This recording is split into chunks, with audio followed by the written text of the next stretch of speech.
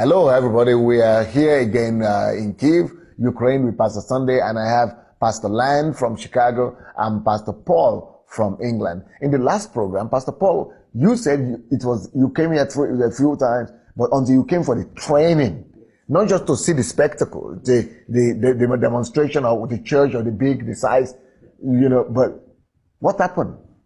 Well, because I've been coming the first time I came, the second time, the third time, then I say, no, there should be something different. Because to get such a result, there must be secrets. There should be something. There should be a secret behind the result. Then in April, I said, no, my wife, you go for the spectacle, but I'm not going for the spectacle. I want to do for the real things. Then in July, we have the training. Because she spoke to me that there's a training is going on when Pastor really is teaching.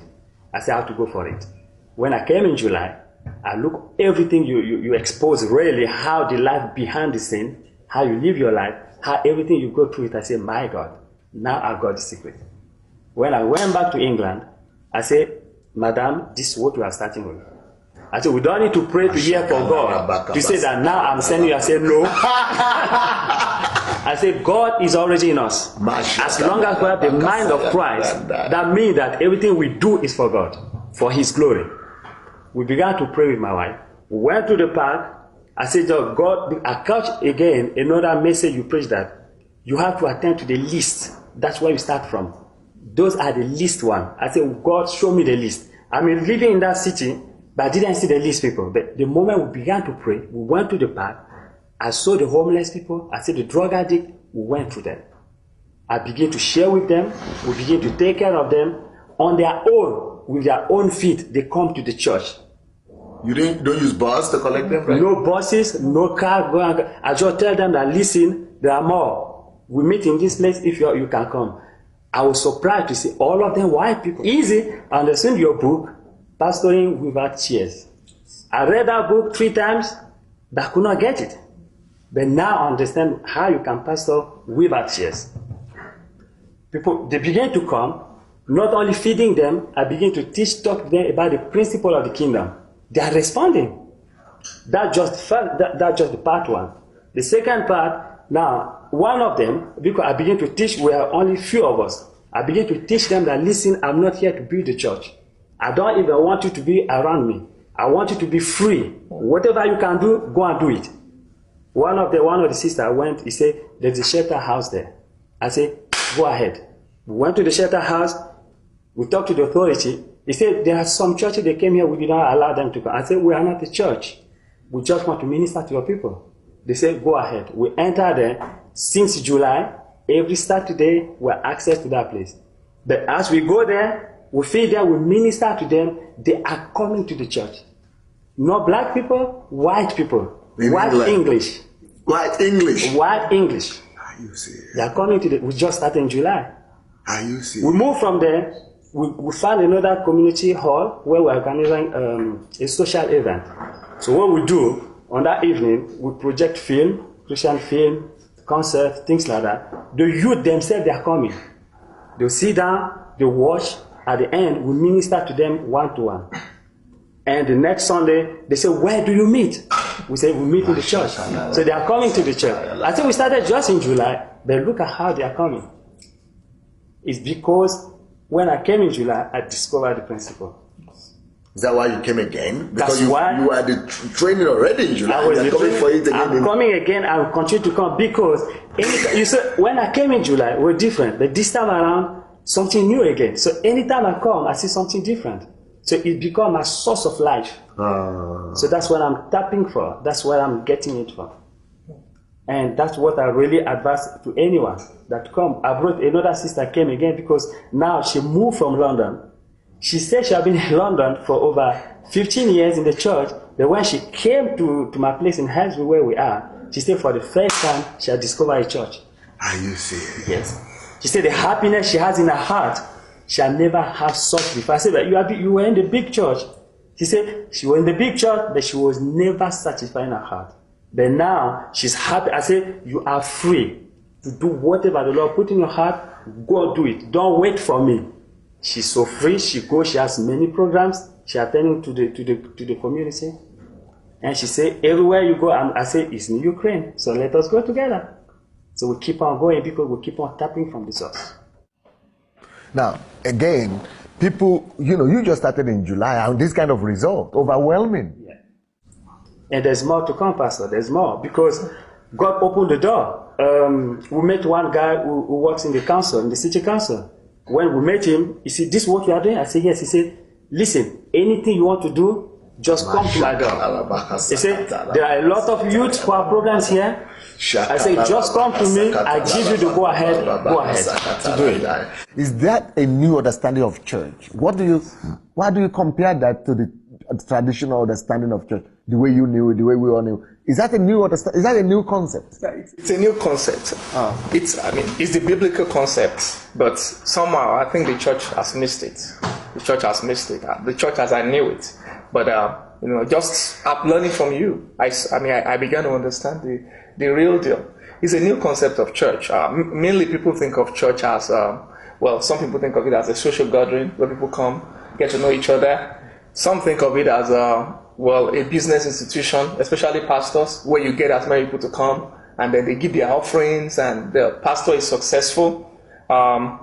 Some people see it as a place where people's individual needs are just supposed to be met. I see, yeah. But the concept, the real concept, which is the one that you've taught us, and we have seen the model in the Ukraine, that the church is actually supposed to be a gift to the community and to the nation. The church is supposed to be in motion, fulfilling the Great Commission. The kingdom is different, but the kingdom finds its launch within the church. And the people carry the kingdom into the society. I see. So the church is the greatest invention, that exists. The Lord Jesus Christ said, "I'll build my church. The gates of hell will not prevail." The way we've done church before, it's the gates of the church, that the devil has been bombarding, because we're all in there singing, praising God and doing church. But really, church is supposed to be out, being the one bombarding the gates of hell. And the gates of hell not prevailing. So it was a total paradigm shift for me. It was, rather than an inward focus, it became an outward focus. Rather than just an individual thing, it became building up people so that they can go into the sphere of influence from which they actually belong and they come out from, and take the kingdom in there. And then, so someone who is for example, there was someone that was working in Microsoft in the church. When you came, and he went into the place and became a pastor. They became one of the top. I said pastor because that's what we call them. Social pastor. Mm-hmm. And then he became one of the top people in Microsoft. That even Microsoft right now supports the work that we do in the community. They send tens of thousands of dollars to us to support what we're doing in the community through this individual.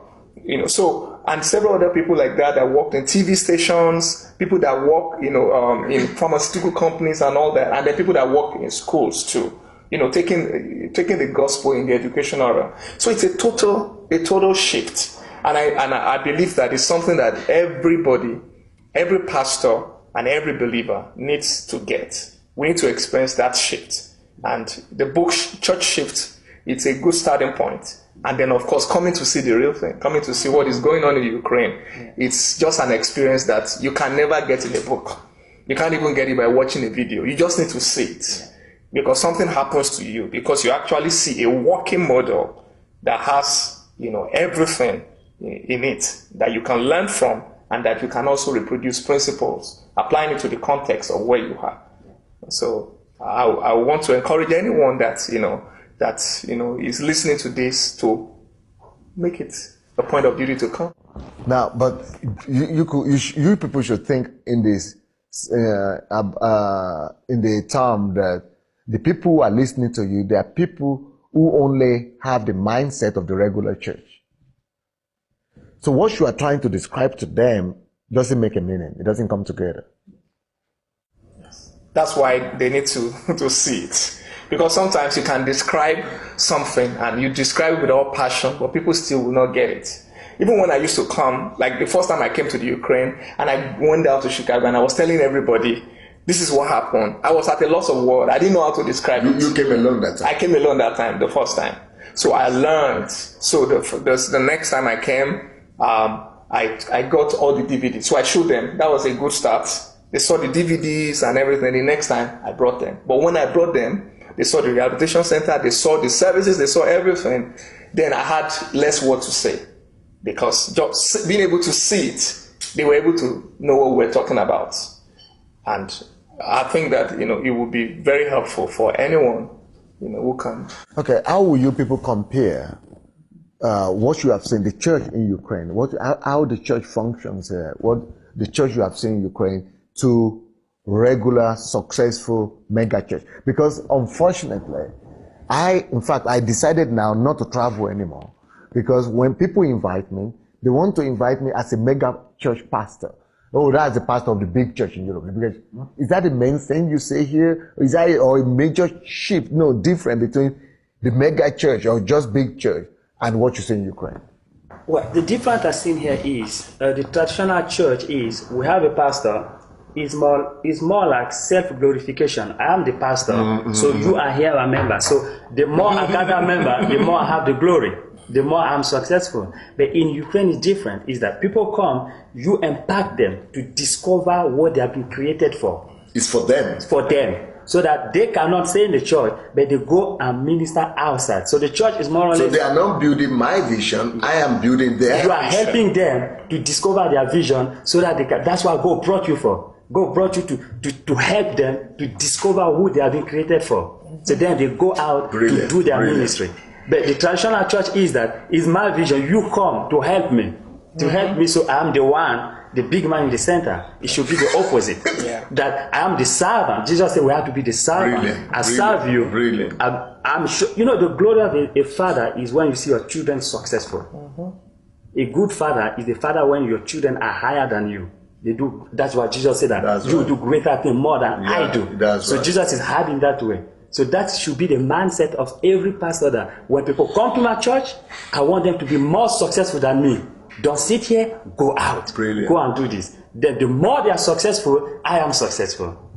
So that's what I see here. You are successful people, your people are successful. They are the one who are doing the job, and you are just directing them what to do. So that's the difference in the church. So that's what I think. The new vision, that what we have to do if we want to win the world for Christ. Any other thing that you would like to underline? I think the general traditional normal church is usually a one-man show.